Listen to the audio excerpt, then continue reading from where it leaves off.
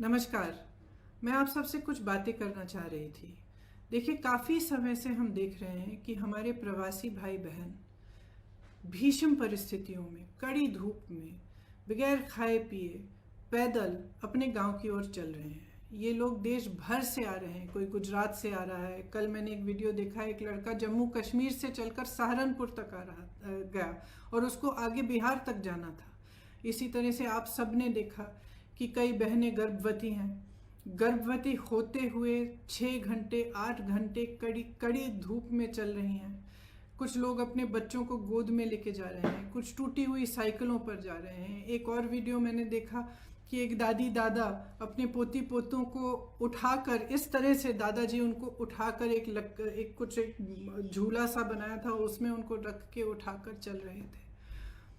अब हम सबको अपनी जिम्मेदारी समझनी पड़ेगी। ये सिर्फ भारत के लोग नहीं हैं, ये भारत के वो लोग हैं जो भारत की रीढ़ की हड्डी हैं, जिन्होंने ये इमारतें बनाई जिनमें हम रह रहे हैं, जिनके खून और पसीनों से ये देश चलता है। हम सब की जिम्मेदारी है इनके प्रति, मेरी है, आपकी है, सरकार की है, हर राजनीतिक दल की है। इसलिए मैं समझती हूँ कि ये राजनीति करने का समय नहीं है। बहुत ही स्पष्ट हूँ कि हर राजनीतिक दल अपने राजनीतिक परहेजों को दूर करते हुए सकारात्मक भाव से, सेवा भाव से लोगों की मदद में शामिल हों।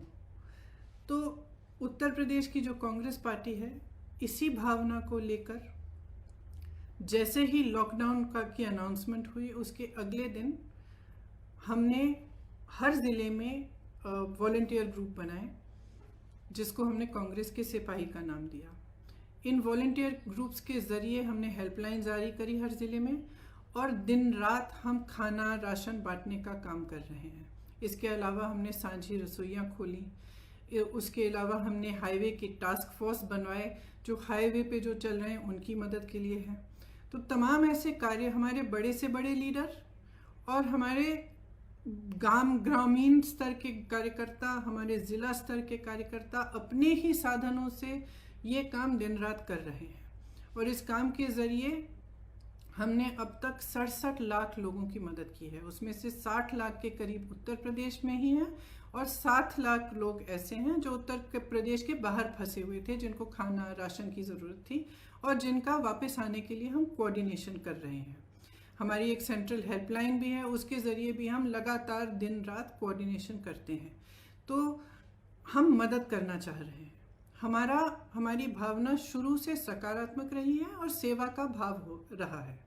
इसी भाव से हमने अपने सुझाव मुख्यमंत्री जी को दिए, और सकारात्मक रूप से ही दिए कि देखिए, आपको ठीक लगे तो आप ये चीज़ें कर लीजिए। जहाँ जहाँ हमें लगा कि वो कुछ अच्छा कर रहे हैं, हमने उनकी तारीफ भी की, हमने उसका स्वागत किया, उन कदमों का स्वागत भी किया।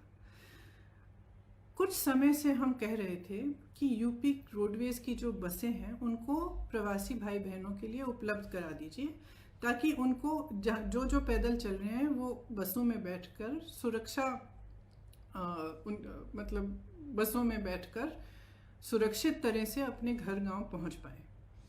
तो हम काफ़ी समय से ये सुझाव दे रहे थे, ये मांग कर रहे थे। जब एक दिन कई हादसे हुए, कई एक्सीडेंट हुए, और हमने देखा कि यूपी की रोडवेज की जो बसें हैं वो अभी भी सक्रिय नहीं हुई हैं, तो हमने एक मुख्यमंत्री जी को एक चिट्ठी लिखी कि हम 1000 बस को उपलब्ध करेंगे। गाज़ियाबाद और नोएडा बॉर्डर पर हम इन बसों को रोक देंगे, और आप अगर अनुमति देंगे इसके संचालन के लिए, तो जो प्रवासी भाई बहन दिल्ली और एनसीआर क्षेत्र से चल रहे हैं उनको हम इन बसों में बिठाकर अपने घर तक पहुंचा देंगे। तो अगले दिन मुख्यमंत्री जी ने ये ऐलान किया कि यूपी रोडवेज की 12,000 बसें हैं, इन्हीं का इस्तेमाल होगा और आपकी बसों की ज़रूरत नहीं है। तो हमने 17 तारीख को सुबह 500 बसें गाज़ियाबाद में खड़ी की थी, हमने उनको वापस भेज दिया। आप देख रहे हैं सक्षम न्यूज इंडिया, सबसे पहले सबसे तेज।